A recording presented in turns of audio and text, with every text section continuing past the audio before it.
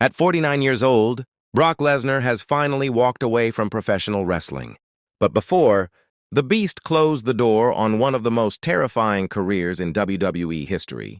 There were a handful of men who proved something important. Brock Lesnar could be beaten, not easily, not often, and certainly not without consequences. For more than 2 decades, Lesnar destroyed opponents with a combination of size, speed, wrestling ability, and sheer aggression that made him feel completely different from everyone else. He became a WWE champion, a UFC heavyweight champion, and one of the most feared athletes to ever crossover between professional wrestling and legitimate combat sports, MMA fighting.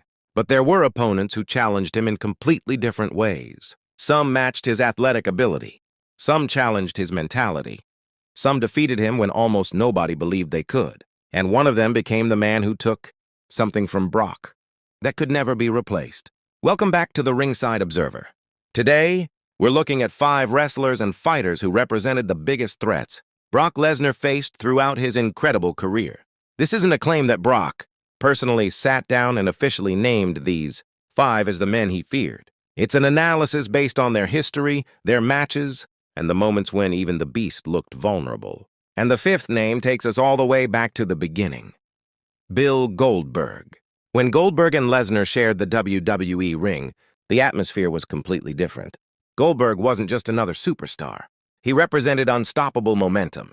His entire character was built around destruction, and his explosive style made every second of a match feel dangerous. Then came their infamous WrestleMania XX encounter. Both men were leaving WWE. The crowd knew it, and instead of celebrating 2 massive stars, the Madison Square Garden audience turned on them. It was an ugly atmosphere. But years later, the rivalry received a completely different ending. At Survivor Series 2016, Goldberg returned and shocked the world by destroying Lesnar in seconds. The following year, Lesnar eventually got his revenge. But Goldberg had already made his point. Brock Lesnar was not untouchable. Even the Beast could be overwhelmed. And that brings us to a man who challenged Brock in a completely different way, Kurt Angle. This might be one of the most fascinating rivalries of Brock's early WWE career because Angle wasn't intimidated by Lesnar's size. He understood exactly what Brock was: an elite wrestler, a powerful athlete, a competitor who wanted to prove he was better than everyone else. And Angle had the credentials to challenge him. An Olympic gold medalist with an incredible amateur wrestling background. Angle could take Brock into areas where pure strength wasn't enough. Their matches felt different because there was genuine athletic credibility behind both men. Brock couldn't simply overpower Angle and move on. He had to wrestle him. He had to think. And he had to survive. That's what made Angle dangerous.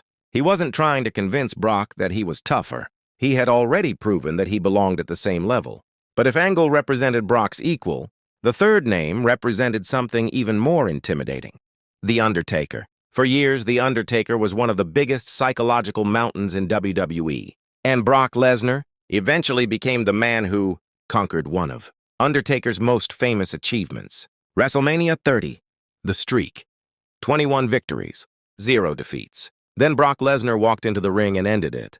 The reaction inside the Superdome was unbelievable.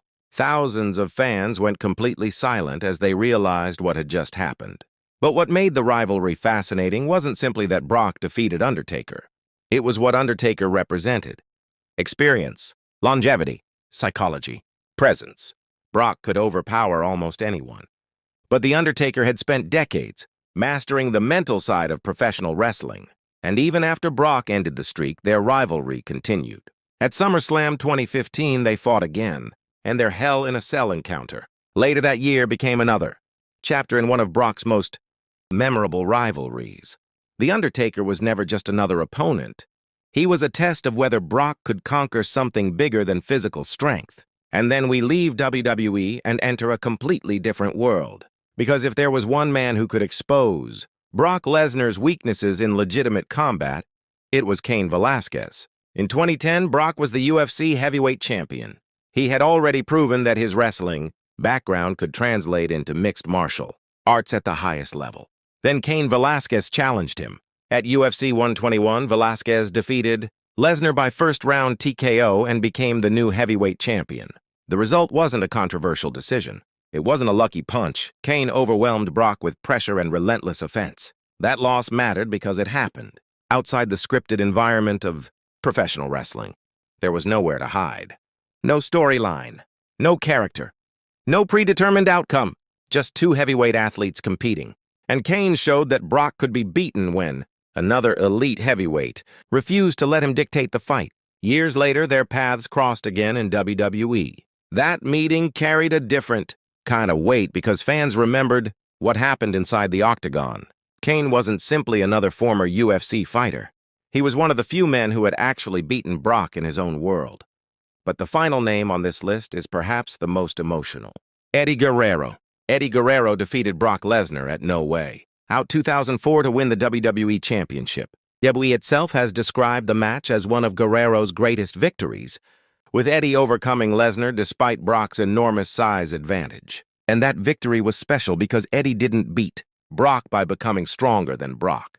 He beat him by being Eddie Guerrero. Speed, timing, experience, cunning, heart.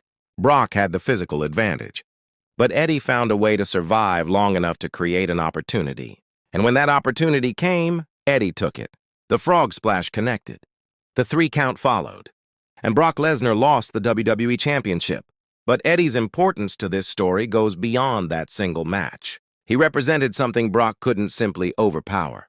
Connection. Eddie could make an arena believe in him. He could make fans laugh, cry, cheer, and explode with excitement. Brock's power could destroy an opponent. But Eddie had a different kind of power. He could reach people. That's why their rivalry remained so memorable. So, when you look back at Brock Lesnar's career, these 5 names reveal something fascinating.